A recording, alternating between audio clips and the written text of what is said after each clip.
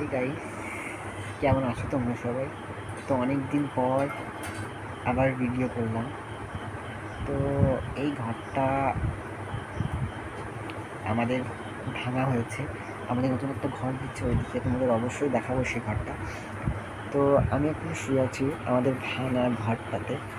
তো কাল বাদে পরশু আমার এক্সাম, আর এক্সামের দিনে একটা বিয়ে আছে।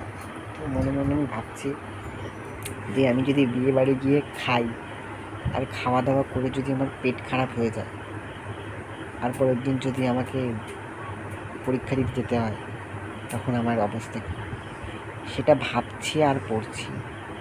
আর আমি পড়ছি না, আমি বসে আছি, তুমি দেখো এখানে আমার বইটাই সব কিছু আছে।